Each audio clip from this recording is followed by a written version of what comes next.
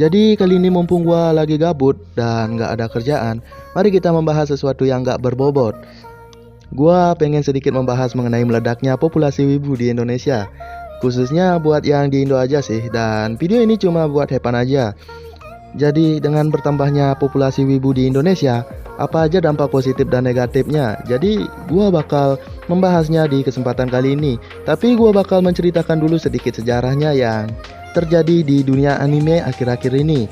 Seperti yang kalian ketahui, bertambahnya populasi wibu di Indonesia kebanyakan datang dari sebuah anime yang sangat hype, bukan bertambah satu demi satu seperti yang kalian kira ya. Yang gua maksud adalah di setiap anime baru, anime-anime yang populer akan mendatangkan banyak wibu-wibu baru. Hal yang paling mencolok di akhir-akhir ini ya mulai dari anime Tokyo Ghoul. Saat baru rilis, Tokyo Ghoul sangat hype di Indonesia. Dan karena hype-nya, Tokyo Ghoul sukses mengundang wibu-wibu baru di tanah air. Dan peristiwa itu sering disebut hari di mana Watashi psikopat muncul. Ya, karena waktu itu banyak yang ngecuni dan bilang Watashi psikopat. Kemudian lanjut dari anime Demon Slayer. Pas perilisan Demon Slayer juga sukses mendatangkan banyak wibu di Indo. Dan hari itu dikenal dengan peristiwa episode 19 Epic. Kemudian Attack on Titan final season part pertama atau part 1 yang tiba-tiba hype di season akhirnya, dan fenomena tersebut dikenang sebagai Gabi Babi. Soalnya ya banyak orang yang ngehujat Gabi kala itu, padahal Gabi adalah pencerminan masa kecilnya si Eren, tapi mereka masih aja ngehujat si Gabi. Kemudian masuk penghujung tahun 2021, ya Tokyo Revengers ya sangat hype. Dan peristiwa itu disebut sebagai peristiwa Pepe Maiki dan Lari Ada Wibu. Dan itu adalah sejarah meledaknya wibu akhir-akhir ini. Gak seperti dulu pas presentase wibu biasa aja. Gua jadi wibu di tahun 2011 ya sekalian gua curhat. Sebulan setelah K-On rilis, jadi gua sedikit tahu mengenai perkembangan wibu di kala itu. Tapi cuma sedikit sih, waktu itu gua nonton anime nggak banyak.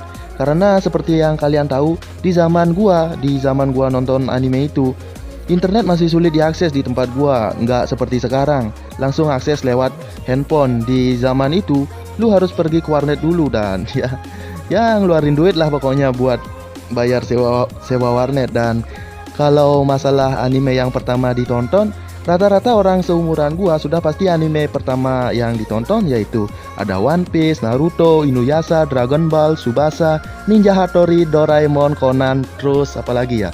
Gua cuma ingat itu aja sih, dan semua list anime itu adalah anime yang pernah tayang di TV. Terus sekarang mengenai dampak baik dan buruknya jika populasi wibu bertambah di Indonesia, gua mulai dari dampak baiknya dulu. Yang pertama adalah menonton anime di tempat umum bukan jadi hal yang tabu lagi.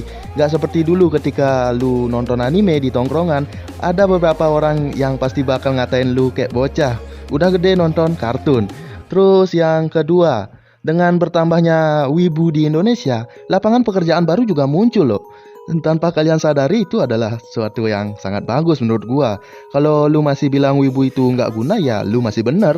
Wibu memang nggak guna, tapi itu bagi para wibu yang pemalas dan para wibu yang bangga menjadi beban orang tua.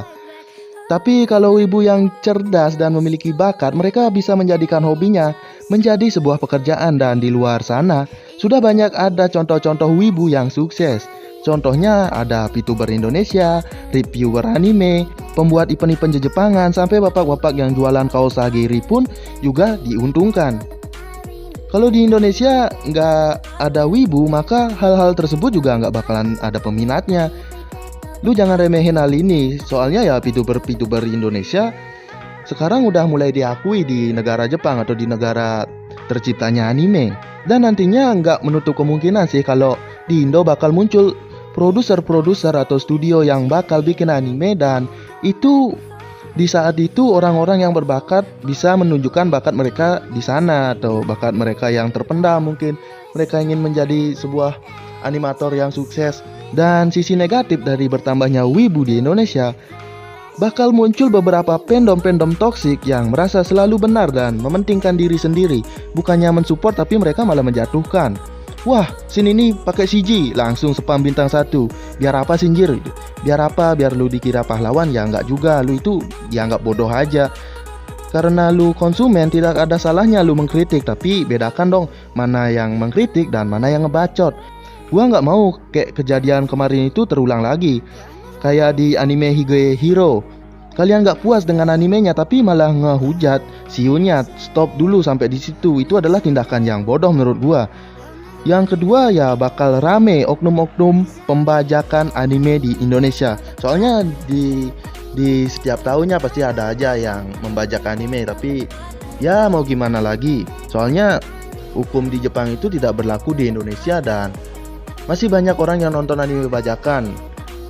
Dan gua juga dulu masih nonton bajakan, soalnya dulu kan nggak semudah sekarang ngakses animenya. Dulu harus nyari di website lah, harus searching lah. Dan mungkin itu aja dampak buruknya. Kalau masalah perselisihan yang lain gua nggak bakal bahas. Selagi tidak sampai merugikan orang lain, nggak bakal jadi masalah. Kayak wibu yang debat sama fandom lain lah, wibu sesama wibu lah, anime lovers sama wibu elit lah. Gua nggak peduli itu, soalnya itu hal yang bodoh, nggak perlu dibahas juga. Ya biarin aja lah gitu. Tapi gue juga mau ngingetin ya buat kalian, jangan sampai berlarut-larut mencintai budaya orang lain. Karena budaya di Indonesia juga banyak. Tidak ada salahnya kalian suka culture budaya asing, tapi kalau bisa kalian harus tetap menjaga budaya kalian sendiri. Dan untuk para wibu-wibu, berhentilah menghujat game atau apapun yang collab dengan anime favorit kalian. Mungkin karena kalian gak suka dengan gamenya, kalian malah ngehujat game tersebut, dan itu bisa menyebabkan kerugian dari pihak anime yang kalian suka. Dan karena hal itu, anime yang kalian suka bakal kehilangan dana dan tidak dapat mengembangkan anime tersebut lagi, atau mungkin gagal mendapatkan season lanjutan lah karena terkendala modal. Dan mungkin segini dulu bincang-bincang kita kali ini, dan pembahasan kali ini memang agak nggak jelas sih. Tapi semoga kalian terhibur. Like jika kalian suka dengan video ini, dan dislike jika kalian tidak suka. Akhir kata gua Pap, and see you in the next video. これよ